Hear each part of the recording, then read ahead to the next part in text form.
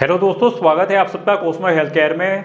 दोस्तों, normal spine में दो कर्वेचर होते हैं। थोरेसिक और सेक्रम रीजन पे काइफोटिक कर्वेचर होता है और सर्वाइकल और लंबर रीजन पर लॉर्डोटिक कर्वेचर होता है, जो कि आगे की तरफ होता है और थोरेसिक रीजन पर पीछे की तरफ होता है। ये दोनों कर्वेचर फंक्शनल कर्वेचर होते हैं, यानी कि हमारी बॉडी के नॉर्मल फंक्शन में हेल्प करते हैं, जैसे कि हमारी डेली लिविंग के काम हो गए, चलना फिरना, उठना बैठना, और हमारी बॉडी के मूवमेंट और फ्लेक्सिबिलिटी में हेल्प करते हैं। इन दोनों कर्वेचर के अलावा एक तीसरा कर्वेचर डेवलप हो जाता है, जो कि स्पाइन की बाहर की तरफ डेवलप होता है, यानी कि लेटरली डेवलप हो जाता है।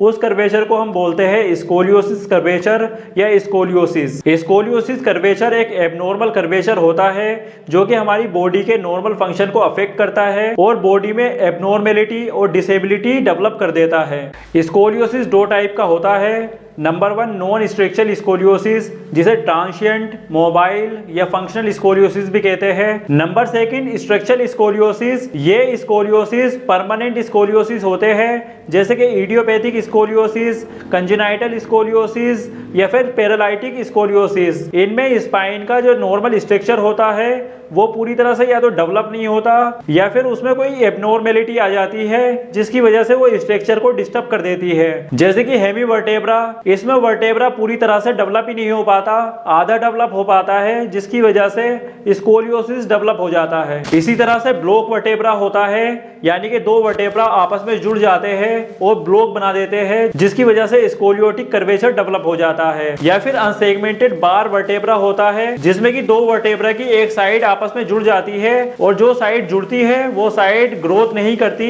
और जो दूसरी साइड होती है वो ग्रोथ करती है, जिसकी वजह से वर्टेब्रा में एक एबनॉर्मेलिटी डेवलप हो जाती है और स्ट्रक्चरल चेंजेस आ जाते हैं। इस तरह के जो परमानेंट स्कोलियोसिस होते हैं उनका इलाज सिर्फ सर्जरी से होता है। इस तरह के स्ट्रक्चरल स्कोलियोसिस की बात हम यहाँ पर नहीं करेंगे। नॉन स्ट्रक्चरल स्कोलियोसिस, जो कि ट्रांसिएंट स्कोलियोसिस होते हैं, यानी कि मोबाइल स्कोलियोसिस होते हैं, जैसे कि पोस्टल स्कोलियोसिस, शियाटिक स्कोलियोसिस या फिर कंपनसेटरी स्कोलियोसिस। इन तीनों में से पोस्टल स्कोलियोसिस सबसे ज्यादा देखने को मिलता है। इसमें होता यह है कि लोग पुअर पोस्चर अडॉप्ट करते हैं, यानी कि वो एक साइड में झुक के बैठते हैं, जिसकी वजह से ये स्कोलियोसिस डेवलप हो जाता है। कंपनसेटरी स्कोलियोसिस तब होता है, मान लीजिए किसी इंसान का एक पैर छोटा है और दूसरा पैर बड़ा है, तो उसको चलने के लिए ये कर्वेचर बनाना पड़ेगा, जिसकी वजह से वो कंपनसेट करेगा अपने छोटे पैर को बड़े पैर से। शियाटिक स्कोलियोसिस तब होता है, मान लीजिए किसी इंसान को स्लिप डिस्क हो गई है।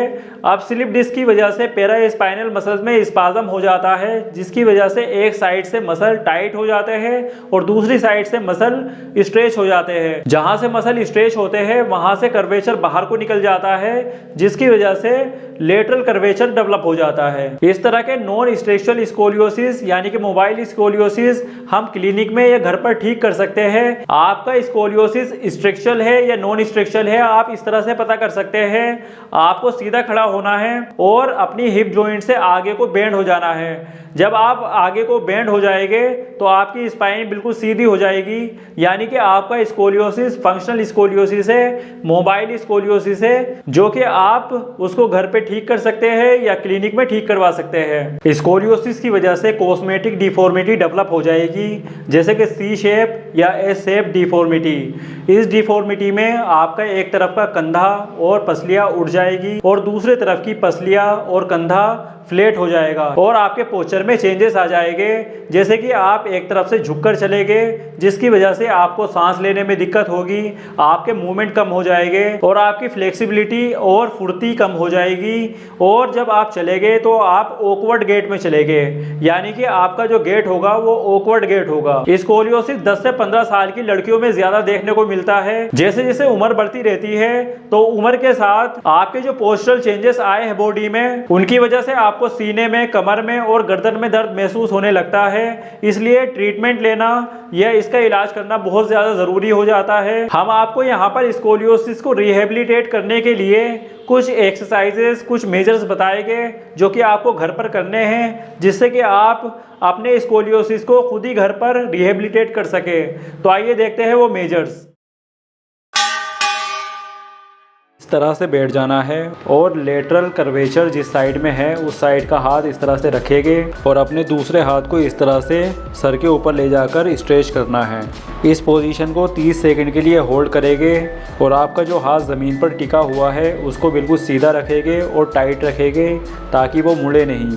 ऐसा करने से लेटरल कर्वेचर पर स्ट्रेस आएगा जिससे कि वो धीरे धीरे अंदर की तरफ खिसकने लगेगा और दूसरी तरफ आपके जो टाइटेड मसल है वो स्ट्रेच होंगे जिससे आपकी स्पाइन का अलाइनमेंट ठीक होगा और आपका पोस्चर बिल्कुल ठीक होने लगेगा।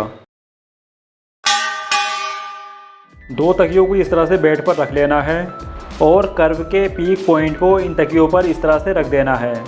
नीचे वाले पैर को इस तरह से मोड़ लेना है और अपने ऊपर वाले हाथ को इस तरह से उठाकर पीछे लेकर जाना है। इस पोजीशन में आकर आपको डीप ब्रीथिंग करनी है, नाक से गहरी सांस लेनी है और मुंह से धीरे धीरे सांस को छोड़ना है। इसी तरह आपको 20 से 30 डीप ब्रीथ यहाँ पर लेनी है और रिलीज़ कर देनी है। इस तरह कर्वेचर के पीक पॉइंट पर तकिया रख के आप इस पोजीशन में 10 से 15 मिनट के लिए दिन में 2 बार लेट सकते हैं। इस पोजीशन में लेटना भी आपके लिए बेनिफिशियल होगा।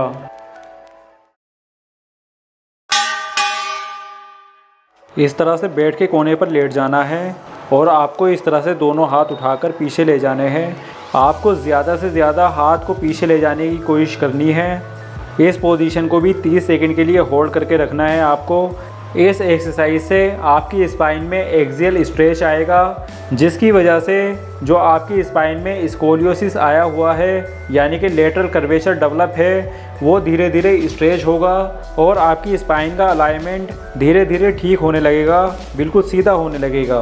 दोस्तों आपको ये वीडियो कैसी लगी है हमें कमेंट करके ज़रूर बताएं और इस वीडियो को लाइक करें, शेयर करें और हमारे चैनल को सब्सक्राइब करें।